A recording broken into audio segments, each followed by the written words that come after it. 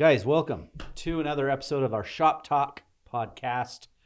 Special guest today, Scott Barrus, the owner and guide extraordinaire from Spinner Fall. Thanks for having me. Based on the Green River in Utah. We're happy to have Scott. He would be considered a significant upgrade, to borrow Cheech's favorite line when Lance isn't here, that we've upgraded the guest seat with Scotty here. And we are on a podcast string right now. We're like, when we used to go months without a new podcast sometimes because we were so busy. And I used to do, we sometimes still do. And sometimes still do, but we're but lately. Yeah, we're doing really lots well. of them. So if this is your first time tuning into a podcast, and my dog here is eating something he shouldn't. What's in your mouth, bro? Nothing. Okay. But yeah, so if you're around here anytime, we have a lot of dogs that hang out here. But yeah, Scotty, good to have you. We did have one of your cohorts, Colby, a couple of years back now. Wow. Mm-hmm. Time flies. So Scott, why don't you give us kind of the who am I? What do I do? How did I get here? All that. Right on. Yeah, so I've been guiding on the green for 25 years now. Started out, I tried to get a job with Spinner Fall when I was 18, and they wouldn't hire me because they had a bad experience with another 18-year-old kid. So they didn't give me the job, and then I applied a couple of years later and got the job as a shuttle driver, and then lived in the trailer on Guide Row with like 6 other people. I'd push the couch out like 3 feet and sleep behind the couch. That was my area. And that would be a nice little area. Yeah. It worked. It kind of reminds me of the area at Cheech's mom's house in Vernal when we'd go fish the green or any of the other spots up there. They had this little loft up above, like it was in a bedroom. I don't even know what it was for, but I would just sleep in that. It was my cozy little area, so kind of like yours. Nice. Yeah. So, okay, sorry. No worries. Yeah, so I did that for a year, and then they told me if I bought a drift boat, I could start guiding for them the next year. So dropped out of school at the University of Utah and bought a drift boat instead of tuition and started guiding. And probably a good investment. Yeah. And then a few years later, I was just fortunate to be in the right place at the right time and bought the company with a couple other buddies. And since then, I've bought those guys out. So cool. So yeah, and that's I don't know. I'm sure there's people that have been there longer. Emmett probably, but not too many that have been there as long as you have. Yeah, there's a handful, but I'm definitely. But you're like one of few. Yeah. So in other words, whatever he says about the Green River, I would wager some money behind that when he says stuff. No, we've known Scott for a long time. Super good dude. And yeah, you guys run a tight ship, I think. And so what's your, obviously on the Green River, I mean, would you characterize your like Spinner Fall? What's your style or what's kind of your thing when it comes to guiding there? I mean, I kind of just based it around the way I like to guide. I always, preferred fishing dry flies. The Green's an amazing river that allows you to do that, most days of the year, where most rivers you can't do that. Yeah. So, we definitely have a big focus on the dry, and we tend to, meet before most of the other people get on the river and try to run a little bit more aggressive and be out front, which usually helps you get better dry fly fishing. Nice. I like that. I have noticed that there's definitely some people that don't subscribe to that train of thought where it's like, we'll just get it on the river kind of at the last possible time and kind of don't really think of it. But that's definitely a good strategy, especially if you're going to throw dries to be kind of first down. That's good. So your preference is to fish dries. I'm asking, I know the answer to this, but I'm asking for the sake of everybody else. You guys favor dries, but you will fish other techniques. Oh yeah, definitely. I throw droppers, a lot more recently than I used to because there's just less fish in the river than there used to be. So I nymph in the spring and happy to throw streamers too. So. Mm-hmm. But when you can, dry flies, because that's everybody's favorite way to fish. Yeah. Nobody would argue that. That's so fun. Yeah, especially awesome. on the green. Yeah, just so visual there, crystal clear water. You see fish come up and refuse your fly and go back down. Yeah. What's your favorite time of the year for dry flies? I mean, if I had to pick one day to fish the river, I'd probably pick the 5th of July. Oh, okay. So I used to choose tax day Mm-hmm. because of the betas, but Oh yeah, no, that's hasn't been as good recently, but still pretty good. Like, but yeah, July 5th because of because everybody's at their Uncle Joe's barbecue. Oh, nice. Okay. And the river's So not there's as some crowded. strategy there as well as like what actually is happening. Okay. And there's also lots of hatches going on. Yeah. You might hit the tail end of the little cicadas, might have the big cicadas, possibly Mormon crickets, and then you'll have yellow sallies, PMDs, and caddis. So Oh yeah. lots of All stuff. of which can be Lots of food. a lot of fun. What about you, Lance? Yeah, I mean, anytime you can go to the green is a good time in my opinion. But I would say, yeah, anywhere in that cicada to middle of July time frame is kind of the favorite dry fly time. I like throwing streamers a lot on the green. So Yeah, that's fun. going there in the fall or even the dead of winter, if you can catch some of those 40-degree days in the middle of winter, kind of nice to sneak out there. And when you might see one or two other boats or no other boats on the river, it's kind of fun. But yeah, I mean, the green's such a beautiful float no matter what, even if the fishing's pretty dire. If you stop for a second and just look at the canyon, it's amazing. Yeah. It's a fun place to be almost any time, with the one exception being maybe when there are so many water rafters having water fights around you that it makes it a little less interesting. But that doesn't happen most time. And like Scotty was saying, if you get out there early or you maybe go out a little later, kind of miss most of that traffic, that's doable. Yeah. My favorite dry fly days I've had some in the summer that have been a lot of fun.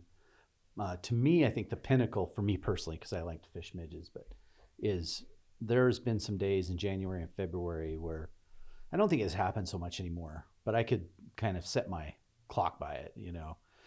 You go out and there's some certain areas where the fish are just midging, and it's technical fishing, but once you got it dialed in, it was a lot of fun. You're just talking good sized fish on really small flies. It's the summer's so fun because there's so many different angles that you can take on it. It's probably why they call this angling. Yeah, it is a fun place to be, and I'm with you. I've had some really cool midge hatches out there. I think it used to, you would know more about this than I do, Scotty, but it seemed to me that it used to fish better in late summer.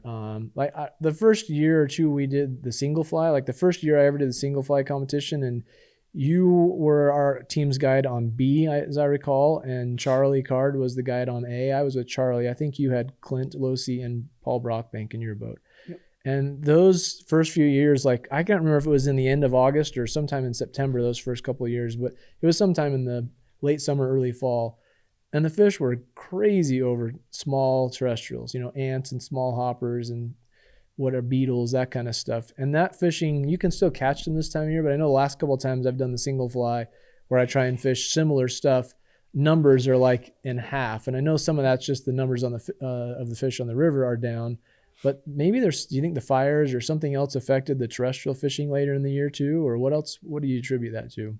That's a good question. Hard to say, really. I think the fish numbers is the biggest thing. Yeah. Pressure a lot since COVID's come. Fish have seen a lot more pressure. Yeah. Which puts more people rowing down the bank, which scares the fish off of the bank and hurts the terrestrial fishing. So probably a combination of those things. All of it. That was probably the biggest thing I've noticed in last, say, 2 or 3 years. I don't see as many fish hanging as close to the banks as I used to. Because I remember when I was in college, we'd go over the green all the time. And you literally could just, like our thing was we'd put in a little hole and we'd just walk up and just sight fish, the whole way up.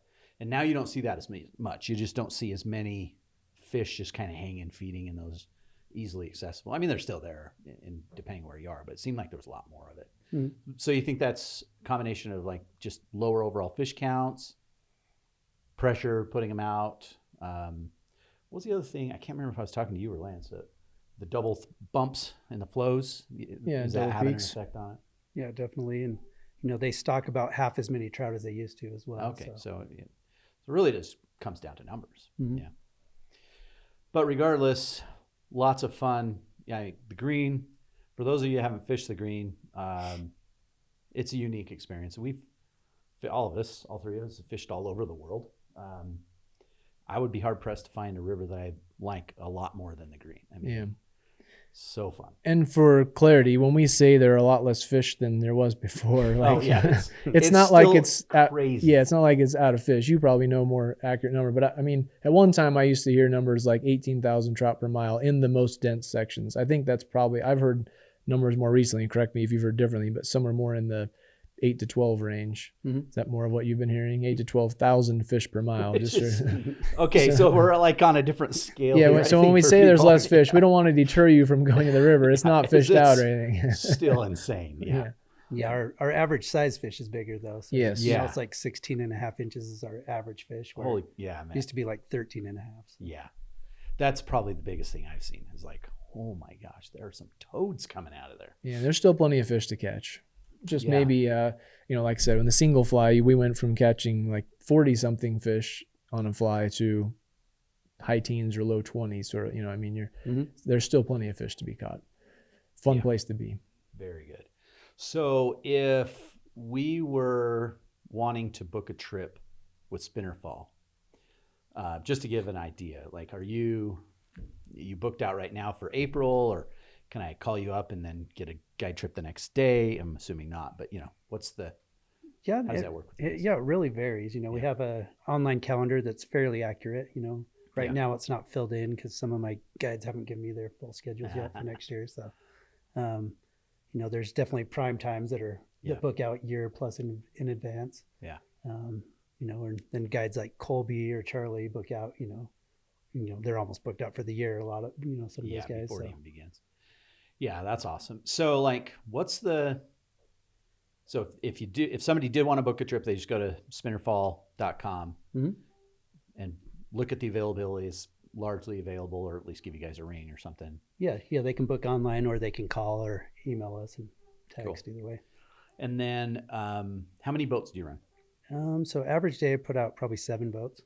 That's not bad. I mean, like, that's a healthy number. Mhm. Logistics, though, the guides prepare their own meals for clients. Is that kind of all on their own? You don't like have a kitchen staff back there throwing stuff together? Yeah, correct. I've given them options to buy them. Just the Yeah. prices are more, so they can make more Yeah. money making them than themselves. Yeah, that's cool. Yeah, that's good. And then, so if you haven't been to the Green, you guys fish the C section as well. Mhm. So there's 3 main sections.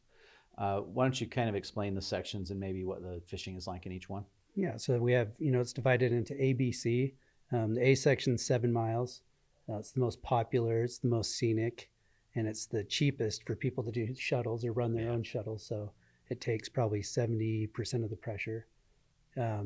Next is the B section from Little Hole to take out of A down the next 9 miles. That's probably the most remote section now because there's a road that runs along the C section and it's paved now. So it's a little busier. C used to be where nobody went, and now it's a lot busier because people can do their own shuttles and go down there. So B, I would say, is the most remote section now. Mm-hmm. But the C section, we have 14 miles. So there's 6 different put-ins, takeouts. So you can do, big variety of ways. Yeah, that's cool. And so C section fish counts lower, Yeah, definitely. but fish size tends to be a little larger. Mm-hmm. Yeah. But it seems like it's a nursery down there sometimes too. Where you go down and you're catching those 10, 12 inches that you can't catch on the A section. Right. Yeah. So. Yeah, those are unheard of. Yeah. So. But then most of the, maybe not most, but a lot of the really truly large fish seem like they come from the lower sections. Yeah. I know there's some that are caught in A as well, but if you had to generalize and say like the fish that are, most of the fish you see that are over 25, 26, 27, plus even 30-inch fish, are they mostly down low? The ones you can catch, I think. Yeah. I think the other ones up on the upper river, They're just wise. I think they sit under rapids all day and just wait till night and go eat a 15-inch fish and call it a day. Makes What sense. a life. That's a good point, though. I mean, because we know there's some really big fish in the A section. Of course. Yeah. Well, that's good. So guide tenure, like you mentioned Colby and Charlie. Mhm. I mean, Charlie has had a similar story to yours where as a teenager, he was getting into this and he's been doing it for forever, right? Mhm. I don't know how many years, but Yeah, he tied flies for a fly shop when he was like 13. So. yeah, he's a lifer. Yeah. Charlie's awesome. And Colby, we've known Colby for a lot of years. He's also been doing it for quite a while. And then, so as far as experiences go for clients, you've got a good selection of guides. What is your biggest challenge when it comes to a business like this? I think just logistics, making sure everyone knows their schedule. Fortunately, I have mostly veteran guides on my staff that, Yeah. I know are going to show up to work. That's my Right. biggest worry is Yeah. somebody pays for their flight and their hotel, rental car, and then the whole reason they're there doesn't Yeah. show up. So. So what do you do if that happens? Like, whatever guide's sick can't come. What do you do? I've never called in sick to a guide trip, so, but Funny how that works as Yeah. an owner. but it's hard now because it's busier. So Yeah. it used to be you could just go around and knock on doors and beg somebody to help Next you man out. up. And now, Hey, Lance, what are you doing today? yeah, so I might be calling you. Yeah, it's you just fortunately I haven't really had that. Well, that's good come though. up, I mean, yeah, you've got some good, really good people. So, we definitely, when we had Colby on here, we had a pretty big influx of people like expressing interest in heading out. And I would say, nothing's changed. It's phenomenal fishery. You guys do a great job. You've been one of the longest guide services out there, I would assume. But yeah, so kind of flipping the coin. What's your jam? Like if you had a free day, what would you do? Whether it's the green or. Yeah, I if I had time, I don't know. I could a lot of days I'll go carp fishing out on the reservoir. Ooh, yeah. And then I, can kind of get that morning fishing in and then still get some work done later in the day. But, like going up to Wyoming as well. But yeah. What's the secret to carp fishing on the gorge? I don't know. Patience, really. They're big carp out there. Yeah. The average carp's like, 15 pounds. Yeah. So that's large. Are yeah, you targeting them with just nymphs, small streamers, or what's your strategy there? Crawfish patterns, leeches seem to be best for Okay. me. I think a clouser would do the job as well. Yeah. And it's just figuring out the right weight and sink rate Yeah. and then finding the fish that looks happy. There's the ones that are going fast you're not going to catch. No. So And you fish the gorge for Yeah. carp. I haven't ever fished there. Yeah, it's like you say. It's typical for carp everywhere. You're trying to find fish that are actively feeding, not on like a highway moving to somewhere else. Yeah. If you find some happy mudding fish, I'm a Scott. I don't think that the fly makes that big of a difference there, just like in most fishing situations. But if you drop the fly in their face, that's the biggest difference maker without spooking them. Mm-hmm. If they're mudding hard and you drop something in their face, they're more likely than not to eat it. Then it's just, can you hook them and can you hold on to them because they fight hard and they peel off a lot of line. Do you guys do guided trips on the gorge? Sort of. Like during high water, we'll do it, sometimes. Like we a have, plan B? yeah, Yeah. so we're not allowed to do it out of a boat. So you have to do wade fishing. You have and to be captain and all that stuff. so you Which have is to- kind of odd. Like, I would think, logically, I trust you to take my butt down a river with some pretty gnarly rapids and don't even think about it. With nothing but oars. Yeah, with nothing but oars. But yet you're not allowed to take me on a really still water, no risk. Yeah, it just doesn't make sense. Come on, state of Utah, figure that out. No, that's cool though. So you've got some options. Yeah. We were talking earlier. You went to Argentina. When was that? Last January, January. And how was that? Where'd you go? went to Jurassic Lake and Oh, yeah, it man. was. I'm not a huge lake fisherman, and it was amazing, and I'm going back next year. Yes. Cool. That one's on our bucket list too. We've not, because we've been going down a couple times a year, Patagonia, and then we do the Dorado in the fall. But Jurassic's on the list for sure. Super windy. Yeah. Yeah. We had days that were calm though, and for me the coolest part was just the sight fishing. You Yeah. know, and I just fished a cicada and a leech below it, or a little scud, and got plenty to eat the dry. And Oh, that's awesome. And so you were at a lodge. There's a couple lodges there now, I think. Mhm. Which one were you at? Estancia? Estancia. Yep. Laguna Verde. Yeah, that's a good one we've heard. Mhm. And it's a little bit of a long haul to get down there. Oh yeah. Yeah. And did you have some sort of travel fiasco? I can't remember if it was you or somebody else that had gone down there and there was some mishap with their travel and missed a couple days. No, you guys were good. No, we didn't. Well, we got canceled in Miami of all places. Our flight got canceled. Oh, maybe that's there. what it was. But then But you made it. we up. landed in Buenos Aires, and then basically my bag didn't show up, and I was like 2 minutes away from just leaving my bag with all my fishing equipment and everything. But at least I would have gone, because if I had stayed, I wouldn't have been able to get to the lodge. So. Yeah. Oh, that's good. And how'd you like the food? That was amazing. Yeah. Yeah. And was that your first time to Argentina? Yes. Yeah, that's cool. So what did you think? Like, I assume they had asado down there, which is the barbecue stuff. Did you eat any like morcilla or chinchulines, any of the guts? No, I that you had knew of? guanaco. Oh, wow. I had guanaco stew. So yeah, That's awesome. it was a little gamey, but it's still good. Pretty good. Yeah. Mm-hmm. I've always thought about that because they do like when we go. Did you have morcilla, the blood sausage? I don't know. I've had blood sausage Yeah, before, but like I don't. in Britain or something. Yes. Yeah. Mhm. Yeah, there's just some different kinds of foods. We did the overnight camp. We had lamb. Mm-hmm. That was good. Yep. I'm on the asado. Yeah, Argentina is really good about like really taking advantage of the cattle and the stuff, guanacos, whatever. But, Whatever you can hit with the yeah, Hilux. whatever you can hit with the No, Hilux. No, not really. Oh no. So yeah, if it's cow or lamb, yeah, it's gonna be good. That seems to be a consistent thing though in Argentina. Kind of wherever you are in Argentina, the food's really good. Yeah, That's part of the they know experience. how to feed you. Did you try mate? Yeah. Oh yeah. Loved it. Oh, nice. Yeah. Yeah. We so last week we had our buddies from Set Fly Fishing, the group that we always go with, and they had never been here to Utah. One of them, this is his first time in the States, and so I messaged them and I said, "What brand of yerba do you like? The grass-looking stuff that you put in the little gourd?" And he told me, and he thought I was asking because I wanted him to bring me some.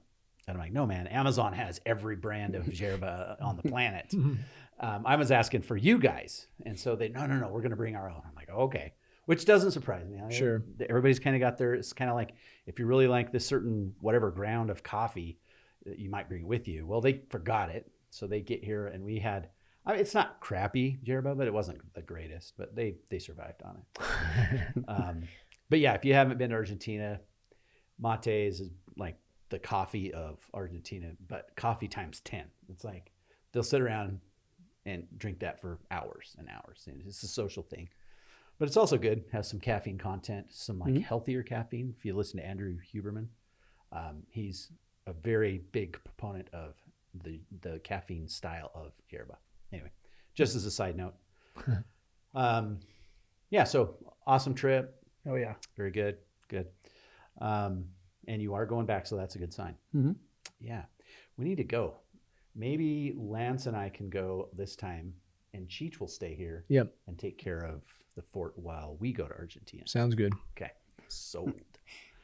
Yeah, we're not sure if we're going in February to Patagonia. We may skip this one around, but yeah, we'll keep going. It's awesome. What another fun thing we've talked about? What about do you have a minute to go through seasons on the green? Just kind of what you guys tend to do in maybe 4 seasons? Yeah. Yeah. So, I mean, the winters, it can be pretty cold, If you book a trip January 10th, it might be 20 degrees and windy. So There's some risk. Yeah, you might want to, play the weather card. But you guys do run trips year round. Yeah. I have 4 guides that live in town year round, so we can set you up. Yep. And then when you hit those 50-degree days, like in February or March, you can have some amazing fishing. Yeah. Even January too. So Midges. We had a streamer day that was out of this world, and that was in January. I don't remember. It was January or like February, middle something winter. like that. But so good. The streamer fishing was insane. So you never know. I mean, if you're going to be in Utah, you may as well. So okay, but winter's cold. Yeah. So it's move into April, and that's kind of when our season really gets going. Like you mentioned, tax day, the bluewings. They usually raise the penstocks in the dam where they adjust the temperature. And we talked about that once, and that kind of clicked for me because that makes a lot of sense why that would kind of kick it. Mhm. Yeah. Yeah, so it's usually around the 15th that they do that, and that raises the water temperature a few degrees, gets the bugs going a lot more prolific, and usually I'd say that it peaks somewhere the 20th or so every year, somewhere around there. So that would be one of my 3 days if I was going to pick would be around there, and that hatch will go strong till really for about a month or so. It kind of moves you into mid or early May. That's a good time to book as well. It's kind of a win-win. If it's 80-degree weather, you might have cicadas starting. You might see hoppers already. Yeah. So it's a great time for dry dropper fishing.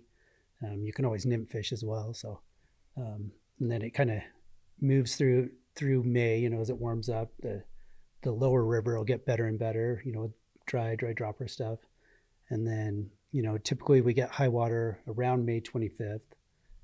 Every year is different, and we're only given 3 days notice.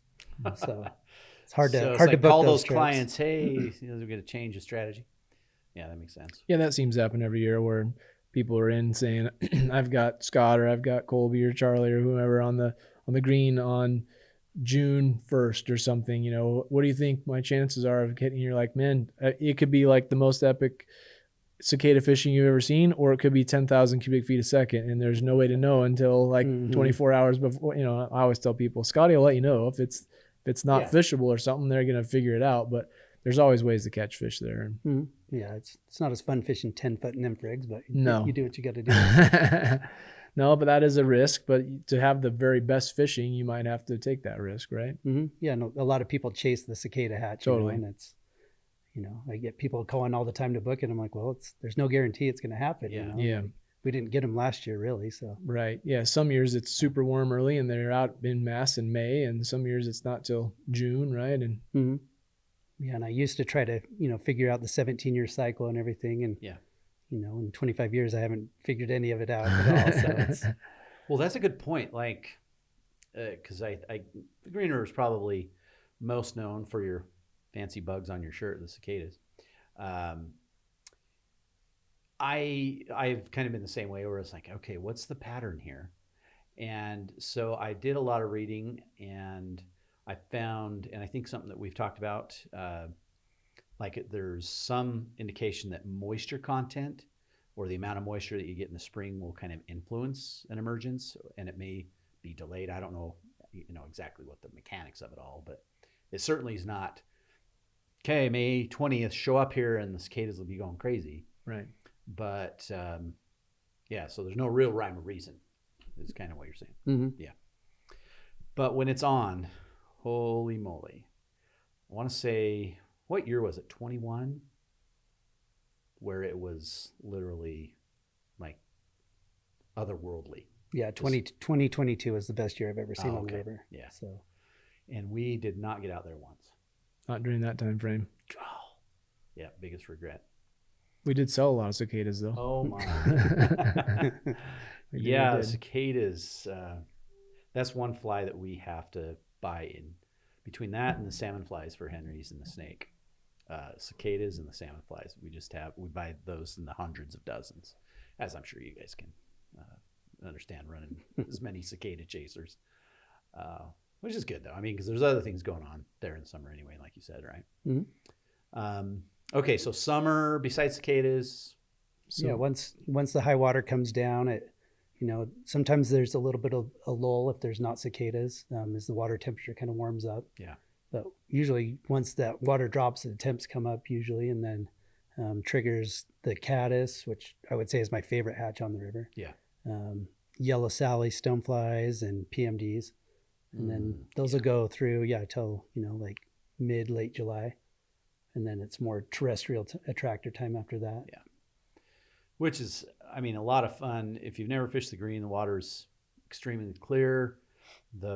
Especially the A section where you're in the gorge. I mean, you'll be fishing and then all of a sudden you're like, wait a minute, this is incredible. I'm in this huge gorge and it's so scenic. It's just like, if you were to drop somebody in that canyon, just not telling them anywhere, it would blow their minds. Like, where am I? This is so cool. Yeah. So then summer, terrestrial season's phenomenal, usually. In summer, I know one of the things that everybody's worried about the last few years, rightfully so, is water temps. Maybe you can talk real quick about, are there any worries on the Green River with water temps getting too warm, I should say, in this heat of summer? Because it does get hot out there. Yeah. We were worried a little bit there as the reservoir was getting low, as they were sending all our water to Lake Powell. We were worried that they wouldn't be able to control the water temperature as much. If there's no water, they can't draw it deeper. So, fortunately, it's at 90% capacity right now. So they can take the water anywhere from the bottom to 40 to 120 feet deep. So they can hit that thermocline to keep the temps in that 55-ish range.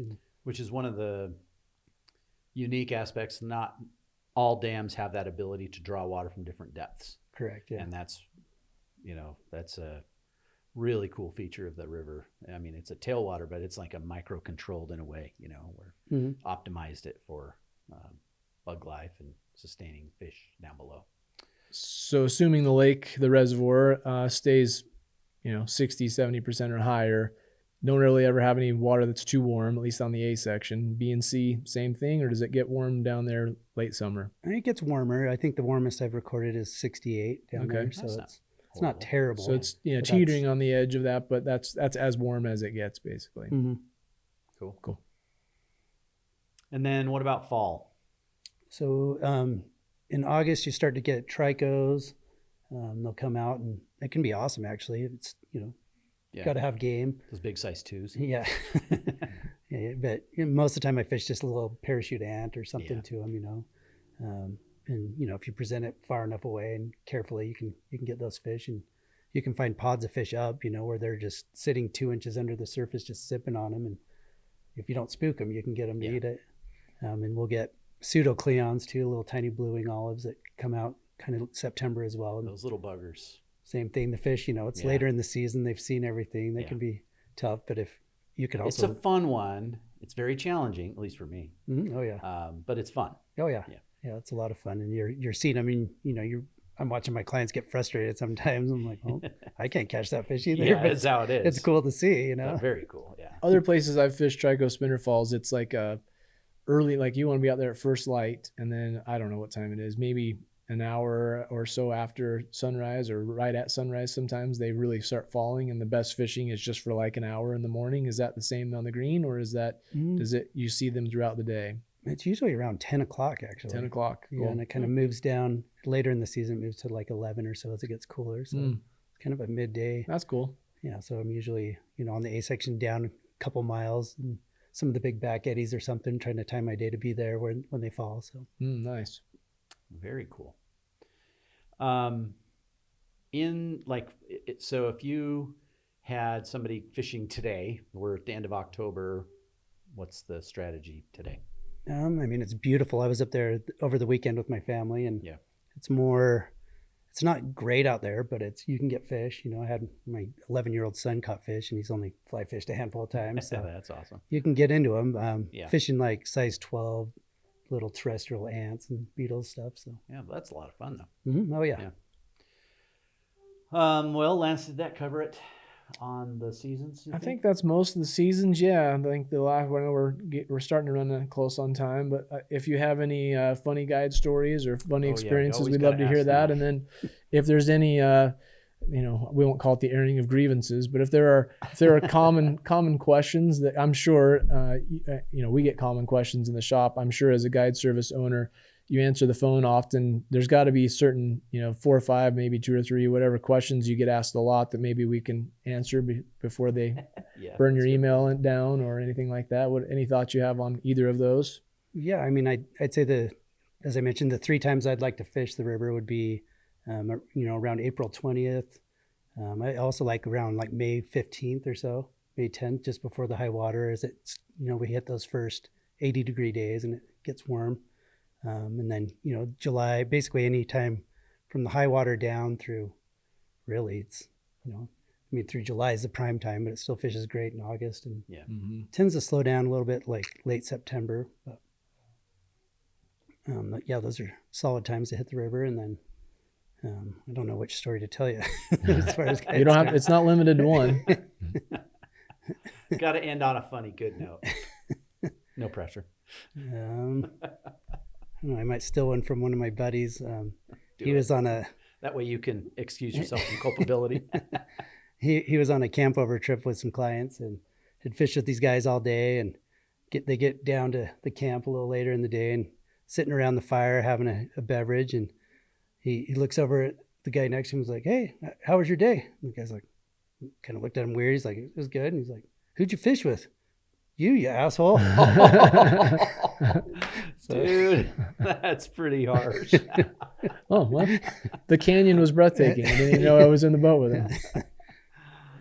What about, I've heard, sorry, do you have more of that? No, go ahead. What about, I've heard stories of, I've had people mention this on places like the Lower Provo too, but have you had people that don't realize that like it's not a revolving, like you don't put in and take out at the same spot? Oh yeah. I think it's a lazy river. Or Yeah, something. right. Uh-huh. Yeah, they don't like they jump in, right? And then they take out, and it doesn't really occur to them that somebody else moved your vehicle, that you just went to the same place. The river just, I've never heard just that, a big, but that is goes so down hilarious. a canyon and magically ends up at the same ramp. It's crazy. Yeah, I was asked, how old is a deer when it turns into an elk? That's a good one. Pretty old, I think. Pretty old. Reincarnated, in fact. As soon as they get hit by that car, they can come back with whatever they want. That is hilarious, though. Man. Oh, man. Well, good, Scotty. Thanks for coming on. Yeah, if anybody's got questions, leave in the comments below or shoot us a message or go on over to the Spinnerfall website. And you've got everything there at spinnerfall.com. We super appreciate you. And if you want to have a fun trip, hit them up and we'll catch you on the next podcast. Thanks, Scotty. Thank you guys.